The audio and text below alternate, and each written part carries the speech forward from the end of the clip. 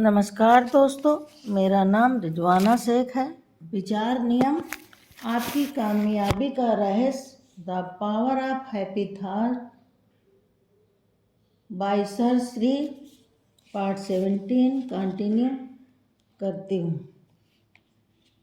ABCD ध्यान का क्या महत्व।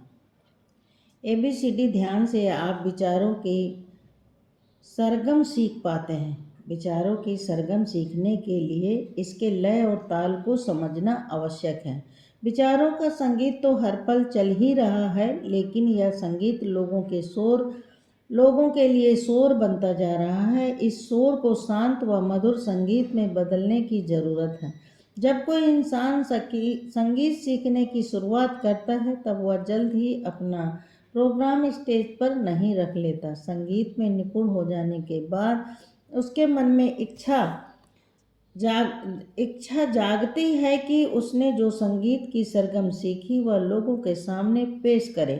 तत्पश्चात वह स्टेज पर कदम रखने की हिम्मत जुटा पाता है। ठीक इसी तरह हमें भी सबसे पहले विचारों की सरगम का उद्देश्य समझना होगा। जो लोग विचारों की सरगम सीखना चाहते हैं, उनका विचारों की महफिल में स्वागत है। इस महफिल में संगीत, सरगम और भजन होते हैं, मगर इसकी एक शर्त है। शर्त यह है कि महफिल में उपस्थित दर्शकों को भी गाना पड़ता है।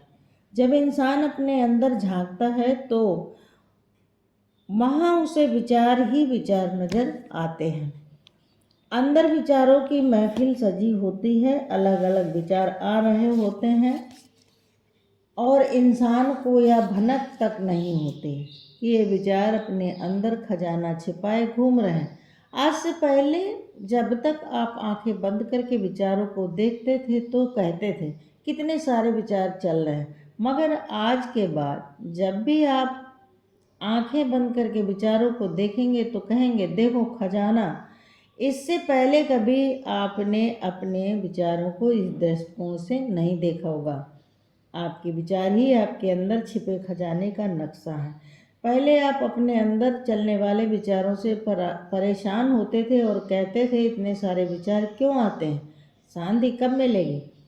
लेकिन इस समझ के बाद जब भी विचार आएंगे तब आप कहेंगे ये विचार नहीं खजाना है। आश्चर्य की बात है कि विचारों का प्रशिक्षण इतना महत्वपूर्ण होने के बावजूद कोई यह प्रशिक्षण नहीं लेता। लोग पियानो और तबला बजाना सीखने जाते हैं, कई साल खर्च करते हैं, मगर विचारों की सरगम सीखने कोई विरला ही जाता है।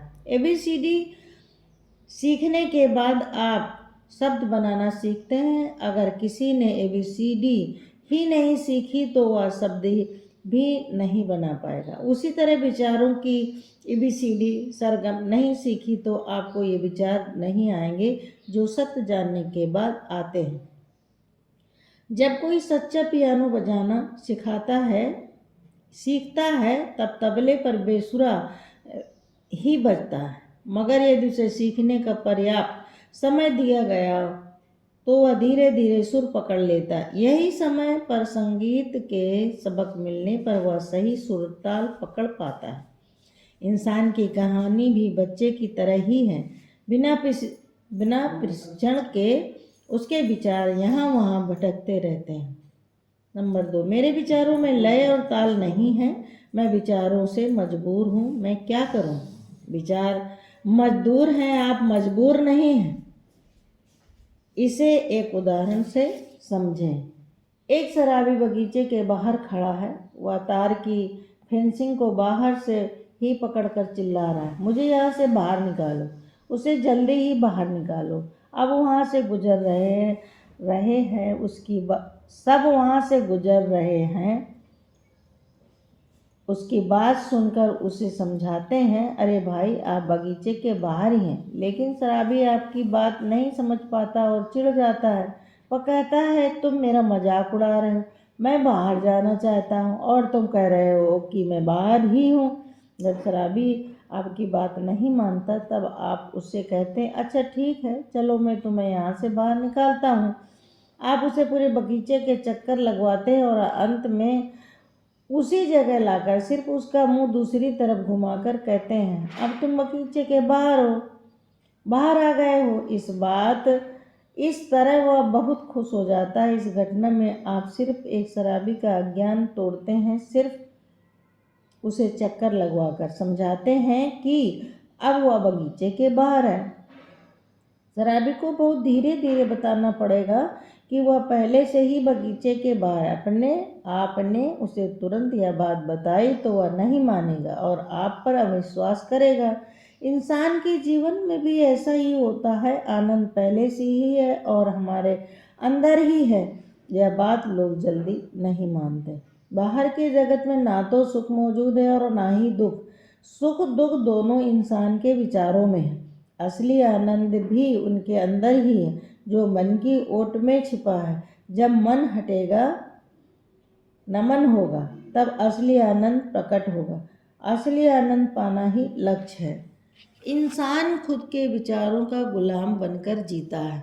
जैसे विचार आते हैं वैसे ही बर्ताव करने की उसकी आदत हो जाती है। हालांकि ऐसा उसे लगता नहीं है। विचार हमारे लिए मजदूर हैं और हम इन मजदूरों द्वारा महाजीवन निर्माण कर सकते हैं। यह विचार इंसान को आता ही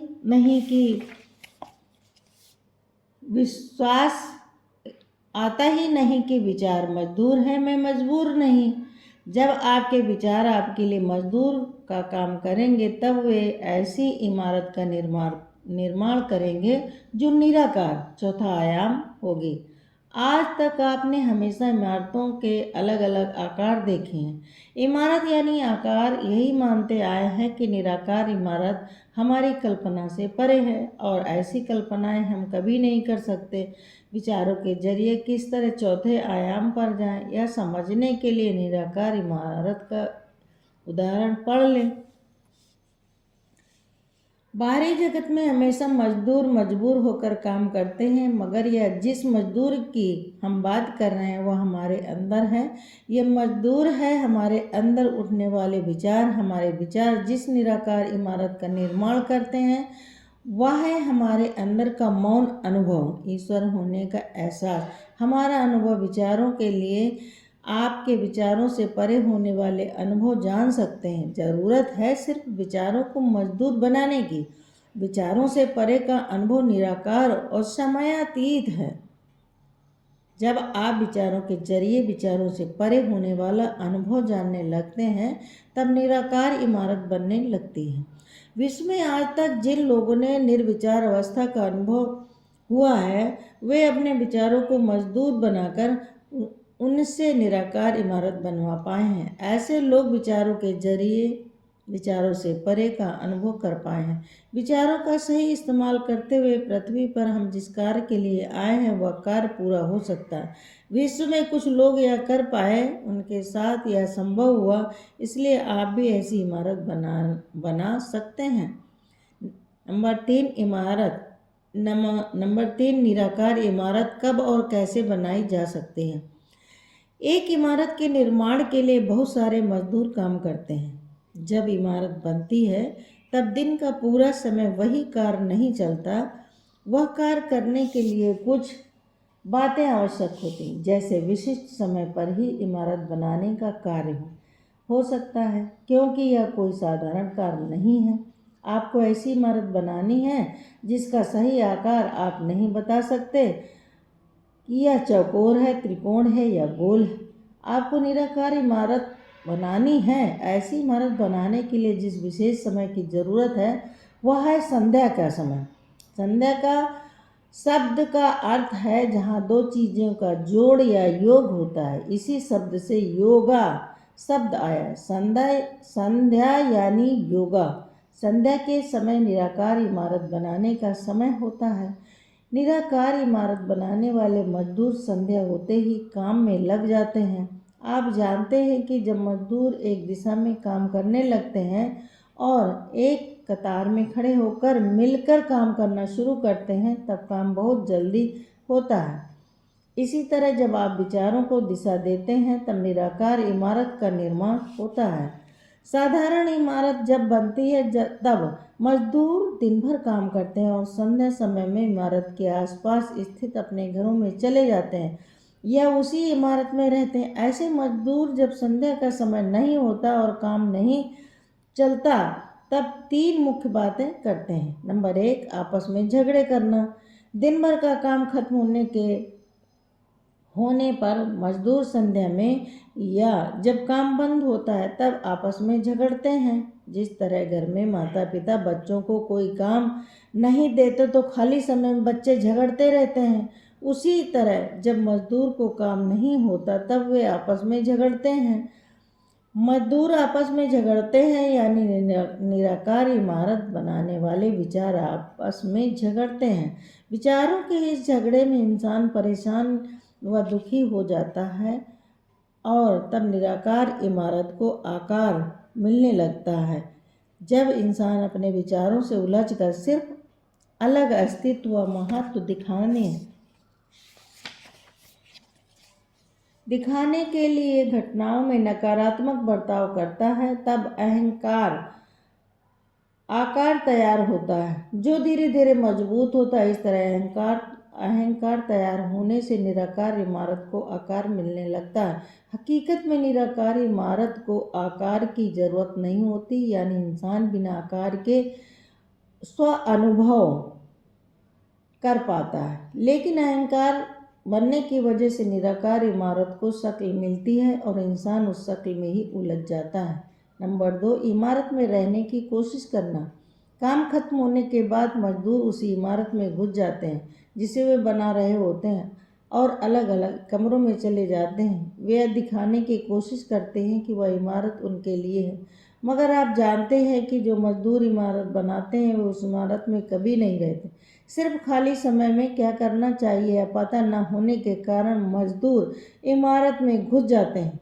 इमारत में जाने के बाद कोई मजदूर कहता है, मैं इस इमारत का रसोइया हूँ, मैं इस घर को संभालने वाला हूँ, मैं इस घर का माली हूँ। आज जिस तरह घर में रहने वाला इंसान खुद पर कुछ न कुछ लेबल लगाता ही है, उसी तरह इमारत में घुसने के बाद मजदूर भी खुद पर कुछ न कुछ लेबल लगाते हैं। इन मजदूरों को उदाहरण के जरिए इंसान के सोचने के तरीके के बारे में हम जान रहे हैं।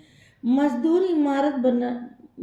इमारत बनने के बाद उसके किसी न किसी कमरे में जाकर कहता है, मेरी भूमिका है या मेरा कमरा है। हकीकत में आप जानते हैं कि इमारत बनने के बाद मजदूरों का काम खत्म हो जाता है। इमारत पूरी होने के बाद वे वहाँ से चले जाते हैं। वे इमारत में कोई भी भूमिका नहीं निभाते। लोग खाली समय में शेख चिल्ली की तरह हवाई किले बनाते हैं। मजदूर भी खाली समय में हवाई किले बनाते हैं। जब होश नहीं होता तब आप खुद के विचारों से चिपक जाते हैं और आपको शेख चिल्ली की तरह अनेक विचार आने लगते हैं। उन विचारों का कोई आधार नहीं होता। बिना आधार के विचार किसी भी दिशा में भटकते रहते हैं, इसलिए विचारों का एक आधार होना बहुत ज़रूरी है। विचारों को सही दिशा कैसे दें और उनका आधार कैसे मजबूत हो, यह आपको जल्द से जल्द सीख लेना है। नंबर 3, इमारत की चीज़ें बिखेरना। लोग कई बार बैठे बैठे कुछ चीज़ें घुमाते रहते हैं। अगर टेबल पर बैठे हैं तो पेन घुमाते हैं या पैर हिलाते हैं। इस तरह कुछ ना कुछ करते रहते हैं। इंसान सिर्फ हाथ या पैर के साथ ही ऐसा नहीं करता, बल्कि वह अपने विचारों के साथ भी ऐसा ही करता है। जब सोचने के लिए कुछ ना हो तो इंसान इधर उधर की बातें सोचकर निराकार इमारत को आकार देकर उसे रंगने की कोशिश करता है। इस तरह इंसान मजदूर विचारों में सतत कुछ न कुछ खटपट करता रहता है। अहंकार और विचार। ध्यान करते करते एक दिन यह समझ मिलती है कि मेरे अंदर सिर्फ अज्ञानतावश ये बिना सिर पैर के विचार उठ रहे हैं और सही दिशा न मिलने की वजह से ये विचार मुझे अपने शरीर व मन से चिपका रहे हैं। जीवन में असली लक्ष्य पाने के लिए इस समझ का बड़ा महत्व है। विचारों को सही दिशा देना ही सफलता और अपना लक्ष्य पाने का मार्ग है। सही समझ के साथ विचारों पर विचार करने से आपके दृष्टिकोण में परिवर्तन हो सकता है। विचार दिशाहीन होने के कारण आप अपने विचारों से चिपक रहे हैं, वरना आप विचारों से अलग हैं और विचार आपके सामने टीवी के विज्ञापन की पट्टी की तरह चल रहे होते हैं। जब मनन और होश के जरिए आप यह सत्य जान जाएंगे, तब अपने आप आपकी चेतना के स्तर में वृद्धि होगी। विचारों पर विचार करने यानी समझ प्राप्त करने से ही दो विचार के बीच की गैप आप पकड़ पाएंगे और उस अंतराल के बिंदु पर सजग होंगे। अगर हम दो विचारों के बीच के गैप में सजग हो गए तो हमें विचारों के साथ होने वाले चिपकाव से मुक्ति मिल सकती है। इसी गैप को योग या संध्या कहा गया है। दो विचारों के बीच या दो सांसों के बीच गैप अंतराल को जानने की कला सीखें। एक सांस खत्म होने और दूसरी सांस शुरू होने के बीच में कुछ समय होता है। निरंतर अभ्यास द्वारा वह बीच का समय पकड़ें। ऐसे जोड़ पर जब निर्लिप्त अवस्था आती है तब विचारों के साथ चिपकाव होना बंद हो जाता है।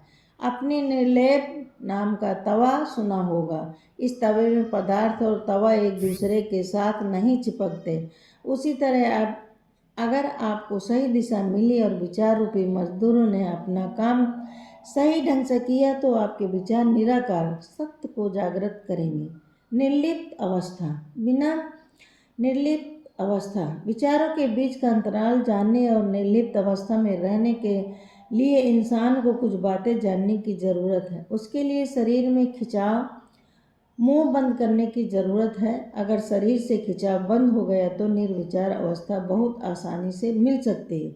अगर आपके जीवन में सही संध्या होती रही और हर शाम बिना रुके काम होता रहा तो जो इमारत बनेगी वह विश्व का सबसे बड़ा अजूबा होगी, जिसे देखने पूरे विश्व से सैलानी आएंगे। विश्व में बहुत सारे अजूबे हैं। चीन की दीवार विश्व का एक अजूबा माना जाता है, मगर इन अजूबों से ज़्यादा बड़े अजूबे हमारे भीतर चल रहे हैं, जिसकी हमें खबर ही नहीं।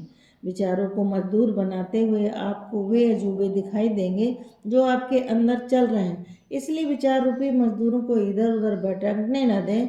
विचारों की सही भूमिका जानकर ABCD ध्यान का अभ्यास शुरू करें। यह अभ्यास आप में निर्विचार मौन आयाम अवस्था लाने, निराकार इमारत बनाने में मदद करेंगे। धन्यवाद।